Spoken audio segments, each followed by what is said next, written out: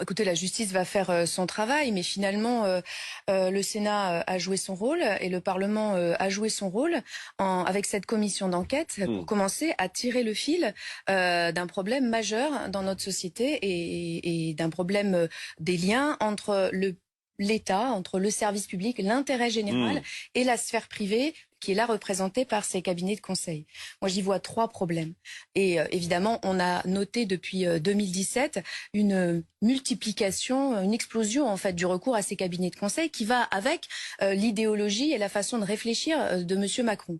La première chose, c'est un mépris pour les fonctionnaires et leur travail. Une volonté de faire sans eux, voire de faire contre eux. Il y a plein d'exemples dans le rapport où en fait on a demandé des missions à des cabinets de conseil alors même que des fonctionnaires étaient tout à fait capables et avaient le temps de le faire. Non mais c'est quand même assez incroyable. Il y a des exemples dans le rapport que tout le monde peut trouver. Donc c'est une vision de l'État. Deuxièmement, qui dit qu'il faut absolument en fait appliquer les méthodes du privé au public. Mais dans le privé, l'objectif c'est de faire des profits. C'est l'objectif.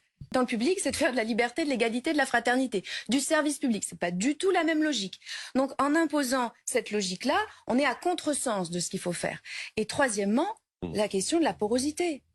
La porosité entre ces cabinets et le pouvoir. Et une confusion entre intérêt général et intérêt privé, qui d'ailleurs s'est illustrée aussi dans la façon dont le président de la République et le gouvernement prônent une forme de fonction publique qui devrait faire des allers-retours public-privé. Ça pose des tas de problèmes de conflits d'intérêts et ça pose aussi des problèmes finalement éthiques majeurs. Mais on l'a vu à de nombreuses reprises d'ailleurs dans le gouvernement. À chaque fois, il y a ces trucs, ah oui, mais il faut que je me déporte, qui sont faits pour certains ministres. Ils n'ont pas le droit de toucher à tel ou tel dossier parce que dans leur passé ou dans leur entourage, ils ont des liens avec le privé.